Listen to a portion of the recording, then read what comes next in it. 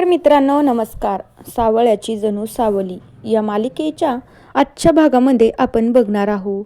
इकडे मात्र सावली आणि अमृता जेव्हा किचनमध्ये स्वयंपाक बनवत असतात तेव्हा त्यांच्या दोघींचं बोलणं चालू असतं की सावली म्हणू लागते, हो ना अमृता वहिनी, हे प्रकरण थोडं वाढतच चाललंय, आपण काय करणार आहे, मला तर काही समजतच नाही. आपल्या घरामध्ये सगळी ताटातुटच चालू आहे. तर आता अमृता म्हणते, हो न ग सावली, एक जण घरी येतं तर एक जण परत जातं, मला तर काही कळत नाही. नील भाऊजी आणि सोम भाऊजीच्या आयुष्यामध्ये हे काय कुठून विघ्न आलेत ना, काहीच कळत नाहीये. तर सावली म्हणू लागते, मला तर वाटतंय अमृता वहिनी, तुम्ही एकदा त्रिलोत्तमा मॅडमशी बोलावं, त्या नक्कीच तुमचं ऐकतील आणि नक्कीच काही ना काही मार्ग नक्कीच निघेल. तर अमृता ही सावलीला म्हणू लागते, ठीक आहे सावली, तू म्हणते ना, तर मी एकदा आईंशी बोलून घेते, त्यांना एकदा सांगण्याचा प्रयत्न करते. काय सांगावं, त्यांनी जर माझं ऐकलं आणि सगळं सुरळीत चालू झालं तर मग तर चांगलंच आहे ना. तर दुसरीकडे जगन्नाथजीची आणि अलकाची मुलगी जी सानिका असती ती आता वारलेली असती, म्हणून तिचं वर्ष श्राद्धाचा कार्यक्रम असतो. तर तिकडे मात्र सावली आणि सारंगला बोलवलेलं असतं. तिकडे मात्र ब्राह्मणाच्या हाताने पूजा वगैरे होते. अलका आणि जगन्नाथ पूजेसाठी बसलेले असतात.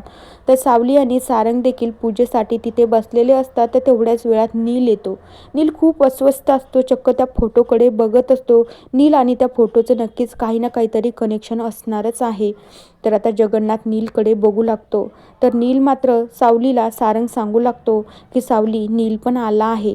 तर आता नील मात्र त्या फोटोच्या जवळ जाऊन बसत असतो. तो मात्र कुणाला काहीच न बोलता तिथे अस्वस्थपणे त्या फोटोकडे बघत असतो. तर दुसरीकडे सावली मात्र बाहेर जाते. सगळी पूजा वगैरे झाल्याच्या नंतर अलका, जगन्नाथ आणि सारंग देखील तिथेच राहतात.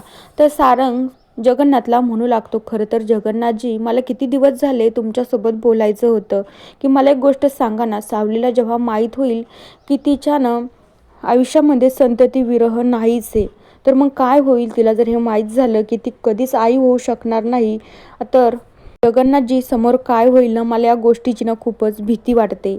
आता जगन्नाथ, अलका आणि सारंगचं जेव्हा बोलणं चालू असतं तितक्याच वेळात सावली मात्र पाठीमागे येऊन उभी राहते. तिनं मात्र हे सगळं ऐकलेलं असतं की तिनं कधीच आई होऊ शकणार नाही, तिच्या आयुष्यामध्ये संतती विरह नाहीच आहे. तर सावलीला हे ऐकून धक्का बसतो. तर अलकालाही धक्का बसतो की सावली येऊन उभं राहिली आणि या दोघांचं बोलणं चालू असतं. अलकाच्या तोंडातून शब्दही फुटत नसतो की ती म्हणू लागते, अहो सावली. तर जेव्हा सारंग आणि जगन्नाथ तिच्याकडे बघता तर त्यांनाही खूप मोठा धक्का बसतो. जे सावलीला आत्ताच सांगायचं नव्हतं ते मात्र तिच्या कानावर पडलंच. तर आता सावलीला हे ऐकून डायरेक्टली तिला चक्करच येते, ती बेशुद्ध पडते. सारंग मात्र तिला सगळं काही करून बेशुद्ध पडलेली असल्यावर तिला शुद्धीवर आणण्याचा प्रयत्न करतो. तर मित्रांनो, बघूया पुढं काय होतं. तोपर्यंत या मालिकेच्या पुढील भागांच्या अपडेट्ससाठी आपल्या चॅनलला सबस्क्राईब करा. So bye.